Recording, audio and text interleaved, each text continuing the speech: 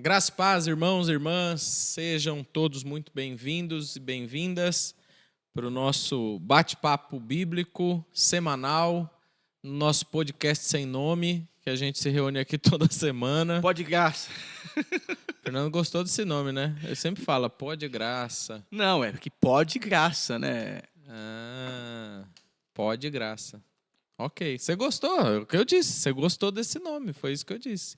Já que você já se intrometeu aqui na minha entrada, boa noite, Fernandinho, bom dia, boa tarde, né? Depende do dia e o horário que a galera vai assistir. Graça e paz, amado irmão.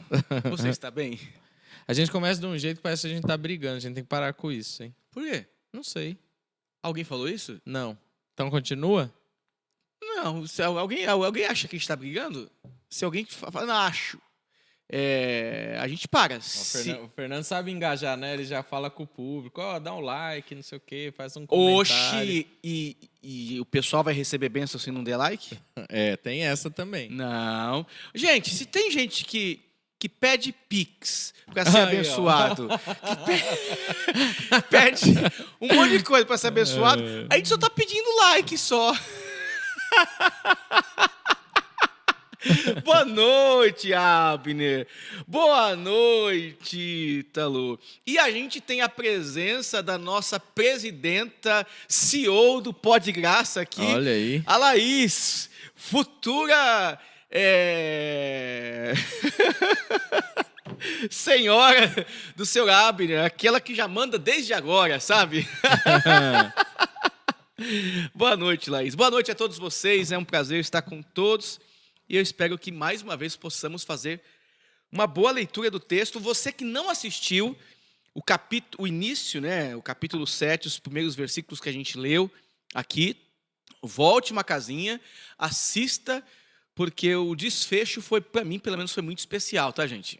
Para o Fernando, foi um tempo de muita reflexão e eu espero que Deus me ajude para que eu possa me encher de coisas espirituais, coisas do alto, para que assim eu venha livrar o meu coração das coisas do maligno ou do mal, né? Pronto, já fez o resumo aí, ó. Tá É vendo, verdade. Né? Resumo da última gravação tá aí. Certo, mano? Certo. Vamos orar para a gente começar. Hoje a gente Amém. continua a leitura no capítulo 7, a partir do versículo 24. Mas antes vamos agradecer a Deus por essa oportunidade, por mais uma vez a gente estar aqui. Vamos orar. Pai, nós queremos te agradecer por Cristo Jesus, nosso Senhor. Obrigado porque o Senhor tem cuidado de nós, tem nos abençoado e tem nos dado graça nessas leituras que fazemos juntos e comunitariamente com a nossa igreja. Muito obrigado, Senhor. Que o sopro do Teu Espírito esteja sobre nós, em cada um de nós. Abra nosso entendimento para a leitura do Teu Evangelho e que, ao mesmo tempo, sejamos lidos por Tua Palavra, Deus. Pedimos que a nossa reflexão faça sentido aos nossos irmãos e irmãs, que chegue uma mensagem de edificação, uma mensagem de exortação, de edificação a cada um que acessar essa mensagem de hoje, seja quando for, a bênção do Senhor seja sobre cada um daqueles que acessarem essa mensagem. Pedimos a Tua bênção sobre nós nessa hora, é o pedido do meu coração, e já te agradeço no nome de Jesus. Amém. Amém. Bora resumir junto, então, da última gravação, que a gente falou sobre Jesus e a tradição judaica, né? A lição de Jesus aos líderes religiosos, aos fariseus. A tradição dos anciãos, né? Também, isso aí. A sua versão fala ancião, né? A minha fala mestres da lei e fariseus. A sua fala fariseus e anciões. A tropa que veio de Jerusalém para querer achar algo de errado nos ensinamentos de Jesus. Por quê? Porque eles já sabiam que o nome de Jesus estava se propagando. Então, eles pegaram um momento ali e fizeram um questionamento sobre os discípulos de Jesus. Alguns discípulos não lavavam as mãos para comer. E isso para eles era um escândalo. Então Jesus vai dar aproveita esse episódio, esse questionamento, e dá uma aula para os fariseus e mestres da lei, né? Jesus apela ao profeta Isaías e diz para eles: bem que o profeta diz que vocês são hipócritas, né? O coração, vocês me honram com os lábios, mas o coração de vocês está longe, mas muito longe de mim.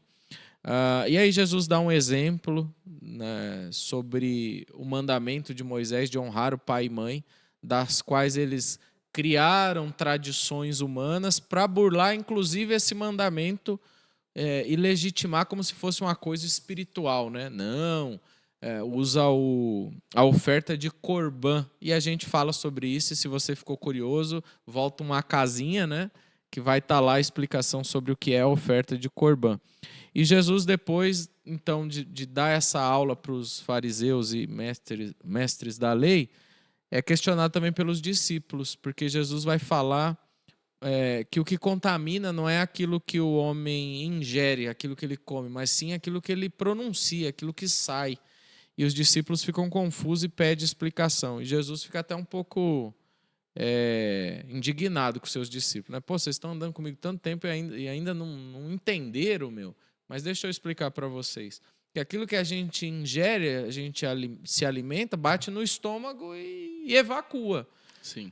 Mas aquilo que a gente coloca para fora é de lá que procede, né, as entradas da alma. É de lá que procede aquilo que a gente, de fato, se alimenta no âmbito da nossa alma, da nossa espiritualidade.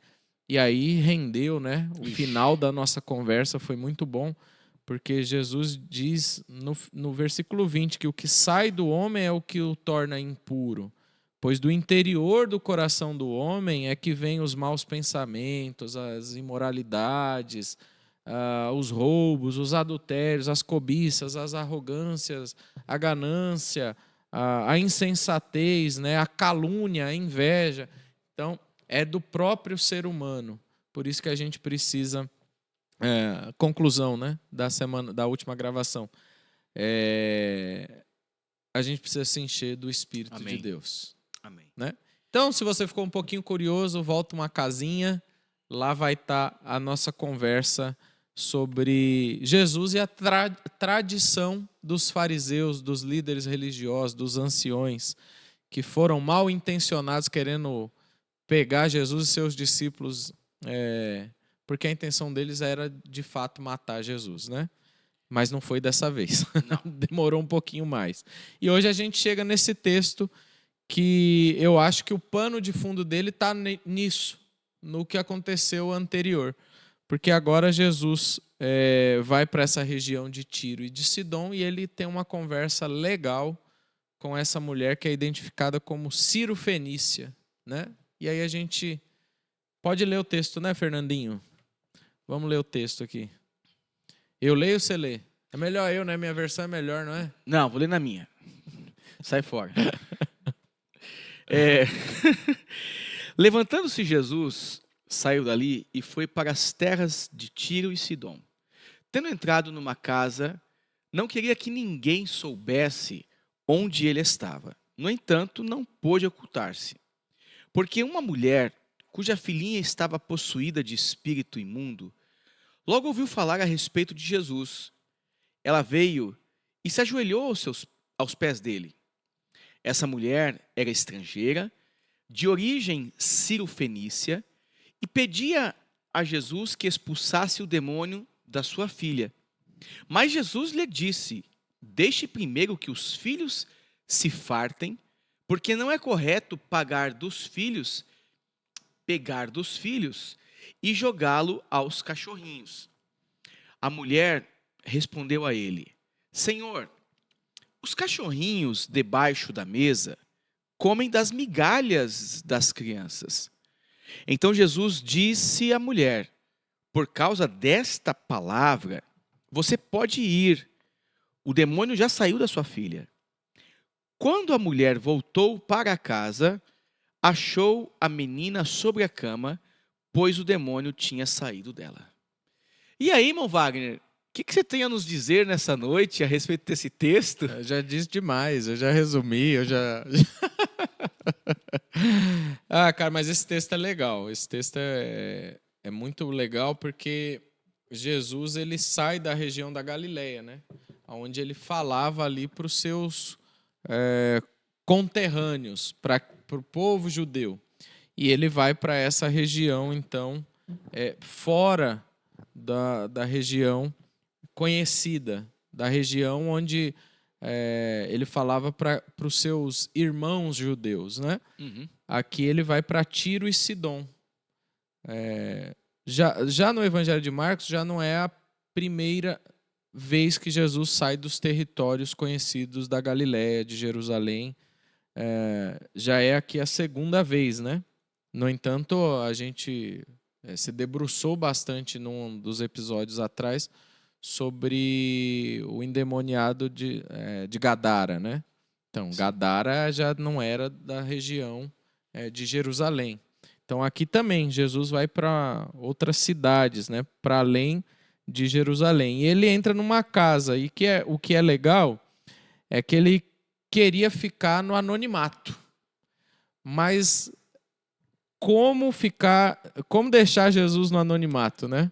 O evangelista até fala assim: contudo, não conseguiu manter segredo a sua presença. Como Jesus pode ser Jesus e ficar em segredo num lugar, né? Não tem como. É interessante observar que, assim, essa mulher, o texto enfatiza que ela era grega cirofenícia. Ou seja, ela era de fora do contexto judaico. E ela já tinha ouvido falar de Jesus.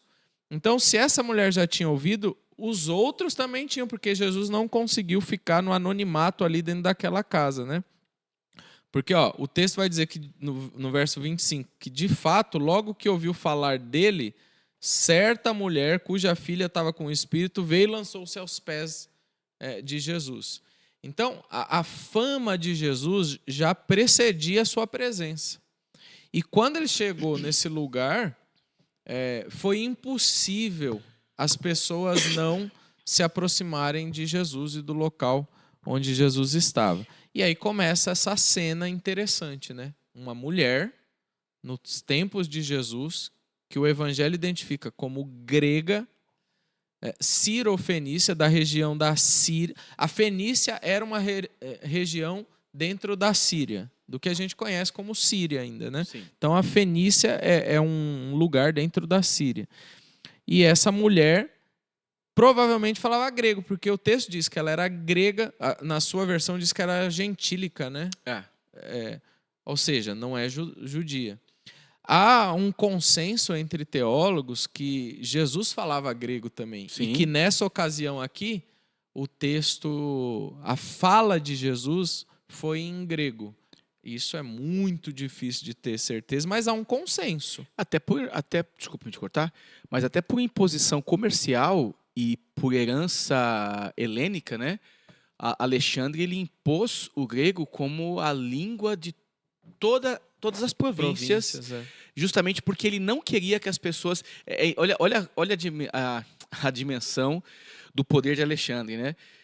Ao invés dele aprender o idioma das pessoas, ele impôs o seu idioma a todas as pessoas daquela região para justamente ele ter acesso a todos os lugares. Por isso, né, que o grego é essa língua popular da ocasião, né? Sim. É essa língua em que todo mundo falava, os soldados romanos vinham de um canto para o outro falando grego. E era a língua do comércio. O próprio... O koiné, né? O grego koiné, que é comum, né? Comum. Vem de comum. A própria Jerusalém, muitos dos judeus já falavam grego, porque Sim. eram vassalos de Roma, né? Sim, tem que falar. Então tinha que falar. Tem que falar. Onde Roma chegava, o helenismo vinha junto, o grego vinha junto. E né? são pessoas que nascem nesse contexto. Se você entender que o helenismo, Alexandre, né, junto com o helenismo ali e tal, ele vai ampliar o seu poder muitos anos antes de Jesus, né?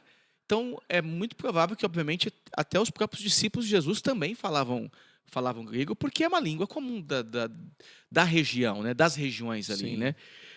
Agora, interessante nesse texto, Wagner, algo bem bacana de se pensar, é que Jesus está inaugurando algumas experiências gentílicas. Como você mesmo disse, Sim. a experiência do homem de Gadara, né, o gadareno, né, Sim. é uma experiência com um homem gentil. Quando Jesus vem para Tiro e para Sidom, essa região da Fenícia, ocupada pelos cananeus, né, região esta que, segundo a história bíblica, me parece que ela deveria não ser habitada por ninguém de nacionalidade gentílica, e sim só por israelitas, por conta de uma guerra que teve lá no passado, que houve a ordem de que matasse todo mundo, só que não foi morta as pessoas, ficou ali, deram sequência nas sociedades e tal. Enfim, é uma região que permaneceu, ela permaneceu. O fato é que Jesus ele inaugura essa experiência gentílica oferecendo a revelação do reino de Deus, manifestando a boa notícia, né, apresentando a boa notícia com todas as pessoas. Só que isso é intrigante porque Jesus é este que inaugura. Diferente dos seus discípulos, ele dá ordem aos seus discípulos, e aí eu fazendo uma leitura, o Evangelho de Mateus, capítulo 10, Jesus orienta os seus discípulos a não passarem por nenhuma cidade gentílica, por nenhum lugar, e sim para pregar para o seu povo que vive como ovelhas que não tem pastor. Se você ir lá para Mateus 10, né, você vai ver essa fala de Jesus. Jesus instrui os seus discípulos a não passar por nenhum lugar de região, não passar entre samaritanos, não passar entre nenhuma cidade gentílica, e sim falar somente para os seus que são como ovelhas Perdidos. sem Pastor. um pastor, né? Até para mim não, como diria os nossos conterrâneos aí, antepassados, para não ficar só nas minhas palavras, a instrução dos 12, né? É nesse momento que Jesus vai falar com os seus discípulos e vai dar essa ordem para que eles não preguem, né? Não levem essa mensagem a nenhum outro, né? Versículo 5, né? Jesus enviou esses 12, dando-lhes a seguinte instrução: não tome o caminho que leve aos gentios, nem entre na cidade dos samaritanos, mas, de preferência, procurem as ovelhas perdidas da casa de Israel. E aqui Jesus está indo para as regiões gentílicas. Ele é esse que inaugura as boas notícias em todos os lugares, para todas as pessoas. Ele é esse que tem essa capacidade, né, de entrar em todos os lugares e transmitir a mensagem do reino de Deus a todas as pessoas. Os seus discípulos ainda não tinham essa capacidade, e eles vão ganhar isso, obviamente, né? Mas Jesus é esse que realmente inaugura esta mensagem para esse grupo de pessoas que não tem entendimento sobre o reino de Deus, sobre nada. Sim, isso é uma quebra do paradigma, né, religioso da época. É lógico. Porque o judaísmo era para o judeu. Tinha os seus prosélitos, mas esse vinha a Jerusalém. O judaísmo não extrapolava as fronteiras, né? Jesus não, a sua mensagem vai extrapolando as fronteiras, né? Ele vai, né? Isso é legal, porque você nos faz lembrar da dificuldade que os discípulos até então tinham com os gentios. Prova disso, Pedro, lá no livro de Atos, ele vai pregar, ele é instruído pelo Espírito Santo a pregar a Cornélio, e ele fica sabe, com dedos reticentes ali, reticente para falar para Cornélio, e vai dizer, não, mas como é que eu posso pregar para Cornélio? Ele é impuro, ele é gentil, e o Senhor veio se revelou para os judeus, aí tem a visão lá do lençol, que Sim. desce os animais. Jesus já ensinou aqui que o que contamina não é o que entra, e sim o que sai, né? E aí, na mensagem, lá o anjo aparece e diz, olha, como você pode tratar impuro o que o Senhor santificou, né? Sim. Pregue para Cornélio, aí ele prega e Cornélio recebe o Espírito Santo, da mesma forma que os apóstolos e os judeus haviam recebido, né? Então, Jesus é esse que inaugura e que leva, de fato, essa mensagem a todos os lugares, né? Isso é bacana. E não podendo ocultar-se, estando, então, em Tiro e Sidom, né? Aparece, então, uma mulher. Surge uma mulher no texto, e ela também é alguém que romperá com muitos paradigmas. Sim.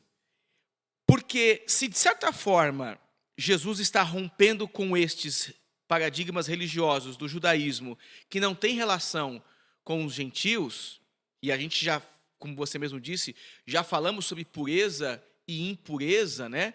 Eles não podiam se relacionar com os gentios. Sim. Nós temos então aqui uma mulher que fica sabendo onde ele estava,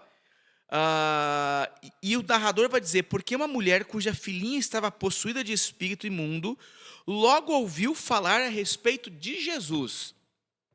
Esse ouvir foi suficiente para fazer com que ela rompesse com uma série de ideias judaicas, tradições judaicas, e colocasse ela e o povo dela em condições de igualdade para receber a graça de Deus dentro de uma relação familiar, de mesa, dizendo que todos são dignos e todos comem.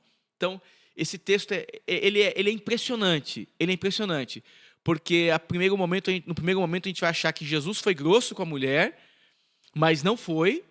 Jesus não é grosso com essa mulher. No entanto, ela entende muito rápido. Ela sabe do que Jesus está falando ali.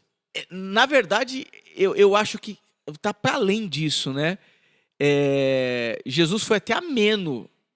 Se ela entende o que Jesus está falando, ele foi ameno, porque comparado com o que se falavam, ele foi muito brando. Sim, sim. Ele foi muito brando, mas eu tô queimando largada. Tem outras coisas antes, né? Não, tá ótimo. A mulher, ela chega e roga a Jesus que expulsasse o demônio da filha, né? Então ela quebra mesmo alguns paradigmas. O primeiro é individual e é dela, é o paradigma do medo, porque uma mulher nesse contexto tem medo, cara.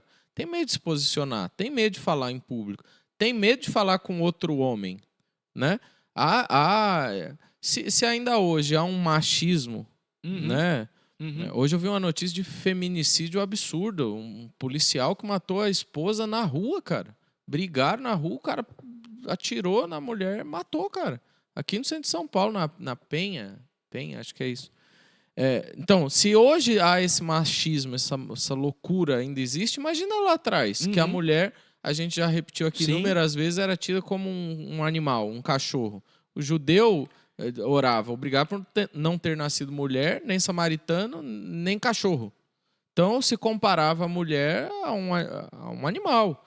Então, essa mulher, ela está inserida nesse contexto. Aqui não é Jerusalém, mas ela está nas regiões próximas e tinha muito judeu na região que ela está. O mundo é assim. Exato. O mundo é assim. E tem um detalhe interessante, que Jesus, ele então está em uma casa. O texto vai dizer, tendo entrado numa casa, não queria que ninguém soubesse onde ele estava. Essa mulher invade, e o problema não está em invadir. O problema está nisso que você está falando, na condição dela de ser mulher. Ela invade a privacidade de Jesus como um homem em uma casa. Isso era inconcebível, né? Isso era inconcebível nesse contexto. Então ela quebra esses paradigmas do medo, da sociedade, Ela vai se inserir, E né? como mulher, ela pede ajuda. Pede ajuda, se prostra. Isso é tão interessante que eu li uma frase que dizia assim: como mulher, ela pede ajuda, como mãe, ela pede saúde, e como gentílica, ela argumenta. Então, Legal. ela tá fazendo tudo É, o inverso da sim, lógica da sociedade. Como mulher, pede ajuda. Como mãe, pede misericórdia. E como mulher gentílica, ela se aproxima de Jesus e argumenta com Jesus. sim, Ela contra-argumenta, né? é, Não é como qualquer pessoa, é como gentílica. sim. Não, legal isso. Muito bom. E interessante, né, mano? Clamar é isso, cara. A pessoa, quando está em uma situação muito difícil, as circunstâncias se tornam secundárias, Sim. né? Tudo isso que ela quebrou, essas barreiras de preconceito, de medo, de tradições, ela quebrou impulsionada pelo amor, cara. O amor de uma mãe por uma filha. Então, quando ela se viu incapaz de cuidar da filha, ela recorre a alguém que pode cuidar. Sim. Independente do contexto e da circunstância, né? Ela dá esse passo sem se importar com as consequências. E o diálogo é muito bom, né? O diálogo com Jesus é muito legal. As palavras de Jesus foram, né? Ela pede, então, como estrangeira, o texto do narrador vai dizer, essa mulher era estrangeira de origem sírio-fenícia e pedia a Jesus que expulsasse o demônio da sua filha. Só um parênteses, Wagner, parênteses pequeno. Veja que, mesmo num texto, a gente está falando que Marcos está narrando um acontecimento que ocorre nas regiões gentílicas. Então, essa percepção que era um espírito demoníaco na narrativa nos faz pensar nessas formas de entender o mundo espiritual, independente da sua tradição religiosa. Legal. Independente da sua tradição religiosa. Estava em outro lugar, em uma outra, vamos dizer assim, estava em outra cidade, um outro país, que se tem uma leitura de demônios, tem uma né? leitura de demônio. De demônio. A linguagem é meio que universal, né? É meio universal. Os espíritos maus, né? Sim. O texto apresenta isso aqui. A resposta de Jesus, como eu já falei anteriormente, ela parece ser uma resposta dura, uma resposta que menospreza a mulher. Só que, na verdade, Jesus ele abranda o que os fariseus, o que os judeus falavam sobre a mulher e sobre o gentil, como você mesmo disse agora. Ao Jesus dizer, deixe-me primeiro que os filhos se fartem, porque não é correto pegar o pão dos filhos e jogar aos cachorrinhos. Como que a mulher é identificada ou os gentios eram identificados? Cão. Só que cão na fala dos judeus não é o cão da casa, é o cão da rua. E aqui é o cãozinho, o cachorrinho, a ideia do texto grego é um cão domesticado. Então Jesus traz o cachorrinho para dentro da casa. É o cão da casa. Os judeus falam cão da rua. Aquele que não tem dono, aquele que é largado, aquele que é sujo, aquele que é cheio de doenças. É um cão que morde, que come comida podre. O que sobra mesmo, joga fora, ele vai comer aquilo lá. É assim que ela era tratada, né? O gentil era tratado. Sim, né? E eu acredito que, assim, é meio que óbvio o que Jesus disse. Se você pensar nisso que você acrescentou, que é um cão doméstico, Jesus não está sendo grosso. Aqui ele não está. Ele pode ter sido em outra ocasião, derrubando mesa. Com gente que mereceu. Chamando os de hipócrita na cara, né? Talvez não seja grosseria, seja verdade. Jesus era autêntico, então. Mas aqui a coisa é óbvia, quando ele fala, desde que primeiro os filhos comam até se fartar. Isso acontece até hoje. Se você está comendo em família, você não vai tirar dali para dar para o cachorrinho. Todo mundo vai comer, vai sobrar comida no prato, você dá para o cachorro. É isso. A ilustração de Jesus é óbvia. Ele só narrou o que acontece nas mesas, nas casas. Agora, o contexto reforça a interpretação da mulher. Por quê? Porque ela sabia que ela era reconhecida. Não ela, o povo dela, pelos religiosos judeus, Exato. eram considerados cães, né? Então, ela se apropria da metáfora muito rápido. Ela é uma mulher inteligente, né? Porque a resposta dela é sim, Senhor. Eu entendo o que o Senhor está falando. Mas até os cachorrinhos, eles estão ali, ao redor da mesa, debaixo da mesa, e comem das migalhas das crianças. Ela entendeu a metáfora. Porque ela está colocando... E assim, isso é bacana, porque ela traz para dentro do texto uma relação doméstica. E ela se coloca nessa relação doméstica, não como prioridade, mas ela está dentro da casa.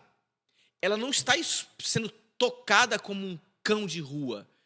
Ela está dentro da casa, experimentando dessa condição de um cachorrinho doméstico, sim, que mesmo assim é cuidado pelo seu senhor. Sim. Então me parece, e aí existem algumas leituras que fazem essa relação, Wagner, que olham para esse texto e vê esta mulher se inserindo nesse plano gentílico de esperança e salvação. Ela dá esse passo ao se colocar como aquela que come das migalhas da mesa, dizendo, não, mas espera lá, eu estou dentro da casa. Eu estou dentro da casa também. Então eu posso ter essa experiência do alimento. Eu posso ter essa experiência de participar. É o que cai, mas eu estou dentro da casa. Então é esse acesso justamente do gentil a esse reino para aqueles que negaram a experiência de salvação primeiro. Vocês não querem? Eu quero. Eles não comem? Eu quero comer também. Eles não vivem isso aqui? Eu quero viver também.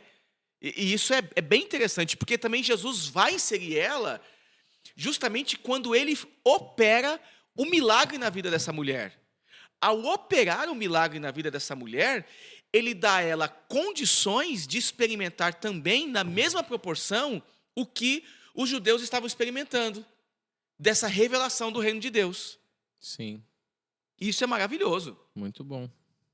Legal. E ela tendo essa compreensão, é muito diferente de você compará-la a um cão de rua, né? Exatamente. Dentro do contexto. Para nós hoje, parece uma conversa maluca. Maluca, né? Porque assim, não faz parte do nosso dia a dia, do nosso contexto. E a Bíblia, ela precisa ser lida nos seus contextos, e dentro dos seus contextos a gente tirar lições práticas para os nossos dias. Ou seja, Jesus, nesse diálogo meio maluco, tá trazendo vida para essa mulher e dignidade. Ele tá falando, você faz parte do contexto do reino. Por quê? Porque agora você... E aí vamos para a resposta dela, que eu acho que fica até mais fácil de explicar, porque depois que ela responde isso, aí Jesus vai novamente responder, né? No versículo 29, Jesus diz, por causa desta resposta, você pode ir. O demônio já saiu da sua filha. Ou seja, a resposta dela foi uma resposta honesta, sincera, de quem entende o lugar onde ela está pisando. E compreendendo o contexto judaico de Jesus. Porque ela fala, sim, Senhor, mas até os cachorrinhos debaixo da mesa comem das migalhas das crianças. Eu acho que é legal, Wagner, a gente pensar em um outro ponto também. O Evangelho de Marcos não faz menção, não aponta algumas questões que o Evangelho de Mateus aponta. Marcos não tem essa preocupação de explicar e de fazer correlações com o mundo judaico, porque, como nós já falamos, Sim. ele está falando para quem? Essencialmente para gentios. Mas se você ler o Evangelho de Mateus, você vai perceber que Mateus diz que esta mulher, quando ela se aproxima de Jesus, a primeira coisa que ela faz é reconhecer a messianidade de Jesus. Ao dizer, Senhor, filho de Davi, tenha compaixão de mim. Algum outro episódio já se utilizou dessa expressão. Não, e Jesus lá na resposta também fala, grande é a sua fé. Aqui não fala, né, em Marcos. Então, assim, a gente já tem uma mulher que ela reconhece a messianidade, Jesus como Messias, a messianidade de Jesus. Os discípulos não entendem, né? Eu estou lendo agora Mateus 15, versículo 23.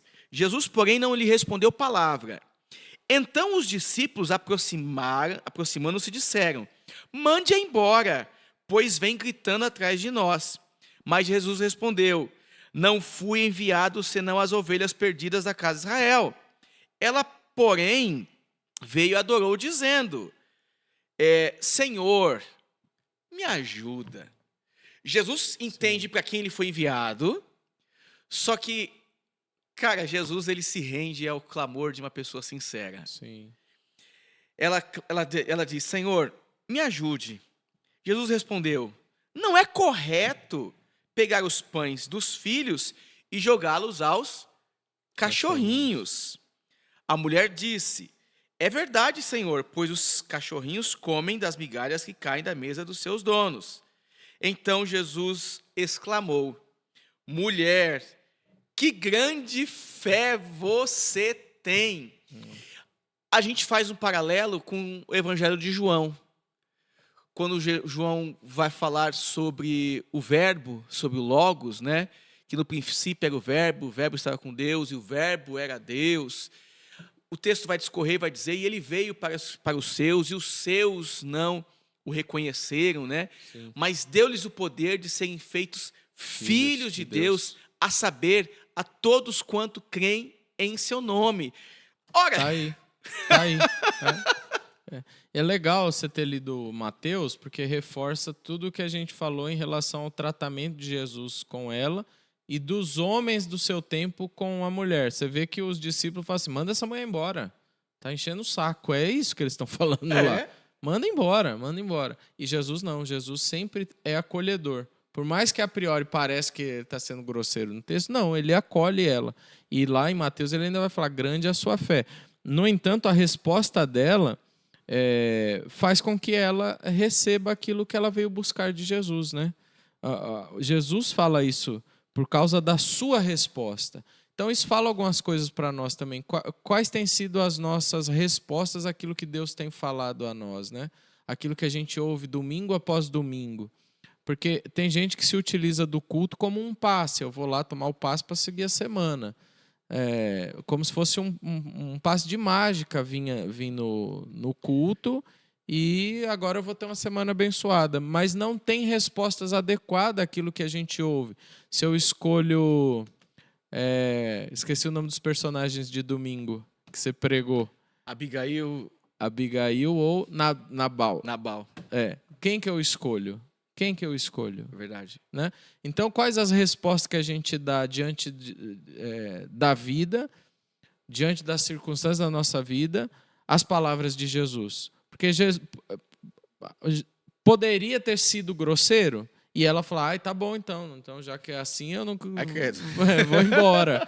Não, mas a resposta dela foi sábia. Foi. Né? E aí Jesus dá, então, a resposta necessária para ela. Pode ir embora. Vai embora, que sua filha já está curada, já não tem demônio. Né? Então, quais as nossas respostas ao Evangelho de Jesus? As verdades que a gente ouve semana após semana, né? Como que a gente tem acolhido e assentado o Evangelho de Jesus? né? A pergunta é: eu me envergonho do Evangelho de Cristo? Paulo já respondeu isso, né? Então, acho que faz parte da nossa dinâmica da vida cristã dar algumas respostas ao amor de Deus, às palavras de Jesus, à comunidade, né? O que eu tenho feito na comunidade? Como que eu tenho respondido ao amor de Deus que eu tenho recebido por meio da comunidade? Então, quais as respostas? Eu achei interessante isso quando eu li, porque Jesus enfatiza isso, por causa da sua resposta, né? Eu acho que quando a gente responde positivamente ao Evangelho de Jesus, a gente só tem a ganhar. A gente é abençoado. Vai para casa que a coisa está resolvida. Cara, e por isso, Wagner, que aí a gente já tá misturando assuntos eclesiológicos no nosso tema aqui, que Pastorais. e pastorais. É bom demais. Mas, cara, é por isso que a igreja, ela para alguns é um trauma grande, né? Porque as pessoas passam a querer dar respostas com tanta sinceridade no coração, que aí os lobos, como diz João 10:10, né? Esses mercadores que vieram para matar, roubar e destruir, que não são, ali no texto não é o diabo, e sim os falsos pastores, mas obviamente que o diabo tem essa característica de matar, roubar e destruir, mas ali é os falsos pastores e mestres, né? E a gente vive num contexto de falsos pastores e mestres que se valem da simplicidade de um monte de gente desesperada, com necessidades e que são alcançadas pelo Evangelho, que recebem milagres, que recebem curas, que portas são abertas, que saem de uma situação de profunda desgraça e de repente tem a sua vida transformada e diz: agora que eu quero servir ao Senhor. Aí elas chegam numa comunidade, numa igreja. Aí essa igreja abusa delas, elas falam: não existe lugar sério, e aí eu quero qualquer outra coisa. Mas mesmo assim, e eu sei que existe grandes lugares e muitos lugares que têm esse comportamento, que agem desse jeito e que fazem um desserviço para o Evangelho, mas eu não posso deixar de dizer que existem milhares e centenas de expressões do reino de Deus, que são lugares que pregam o Evangelho, que falam de Jesus, que vivem Jesus com muita simplicidade, com muita sinceridade. E são nesses lugares que famílias acontecem, que famílias crescem, que famílias expandem, Sim, que sem filhos dúvida. casam-se com filhos, que pessoas que não veem sentido de se relacionar e de repente passam a fazer parte desses lugares e começam a se relacionar e são curadas. A gente tem exemplos aqui de amigos nossos que estão aqui que não tinham relacionamento com ninguém, não conseguiam nem falar e de repente se sentem parte do todo, parte de uma família, ou pessoas que não têm familiares e aí encontram na igreja esse lugar de esperança, sabe? Então, eu acho que a igreja é esse lugar que faz com que a gente coloque em prática tudo isso que a gente está ouvindo, né? Porque a gente pode levar isso para o mundo, né? Sim. A gente pode levar isso para a vida, né? E a gente troca essas experiências aqui nesses lugares, aqui neste lugar, né? Falando da nossa comunidade, da nossa igreja local, aqui nesse lugar, um lugar todo especial. Mas eu acho que o texto, de certa forma, ele nos leva a pensar, né, Wagner, e encerrar dessa maneira, né? Que essa mulher volta para casa e ela agora só tem uma coisa a fazer: experimentar. Porque se Mateus diz: olha, a tua fé é muito grande, eu fico imaginando o trajeto desta mulher, da presença de Jesus até a sua casa. Para alguém que não tinha relação com a história de Israel, com a história do que representava Deus para o seu povo, voltando para casa sobre a palavra de Jesus: vai porque a tua filha está curada. Já voltou quase missionária já. Não, imagine isso. Como assim? Eu posso ir e eu vou encontrar minha filha curada? Acho que a dinâmica do ir sobre esta palavra, como você disse, assentada no coração e mantendo a confiança de que o que ela vai encontrar dentro de casa é a criança curada, cara, é só um ato de muita fé. E isso só acontece no momento que a gente tem um encontro profundo com Jesus. Que aí a gente clama Jesus, filho de Davi, Jesus, filho de Davi, Jesus, filho de Davi, e a gente age com fé por conta dessa esperança que enche o nosso coração. Essa é a experiência dessa mulher, é a experiência de clamor dela e que, com a misericórdia de Deus, é alcançada. Amém. Por meio de Jesus, né? Então, eu acho que essa é uma experiência, e eu já compartilhei em outros momentos, que clamor é exatamente isso. Quando a gente não tem mais palavras de oração, quando a gente não tem mais controle sobre determinadas situações, a gente clama a Deus. Né? Você esquece as palavras bonitas, como que ora, você simplesmente clama. O texto demonstra essa experiência de uma mulher que chegou e se prostrou diante de Jesus e pediu a sua ajuda e respondeu bem ao diálogo com Jesus, e Jesus fala, grande a sua fé. Né? Mateus vem complementar o texto de Marcos aqui, grande a sua fé. Pode voltar, sua filha está curada. Eu acho que essa é uma experiência de conversão muito maravilhosa. O testemunho dessa mulher aqui é um testemunho evangélico e é um testemunho que a gente continua pregando. Que quando Jesus atravessa as nossas histórias, a nossa história toma outro rumo. Tem outro caminho, tem outra maneira de se ver a vida e enxergar a vida. Amém. Essa mulher volta para sua casa e o cenário é outro. O desfecho do versículo vai dizer que ela vai para casa, encontra sua filha deitada na cama e o demônio já tinha vazado. Né? É uma experiência para a vida. Eu acho que é isso, mano. Amém. Esse texto é isso que a gente extrai de reflexão, de ensinamento. Eu acho que eu encerro por aqui. Amém. Que Deus nos abençoe. Amém. A gente pede a Deus que Ele nos ajude a manter esse mesmo comportamento de fé, né, no nosso dia a dia. É o que nós desejamos para vocês que nos acompanham. Finalizamos pedindo aquilo que a gente sempre pede. Dê o seu like, divulgue, compartilhe com alguém e esperamos que essa palavra alcance seu coração, sua vida. Amém. E a sua família.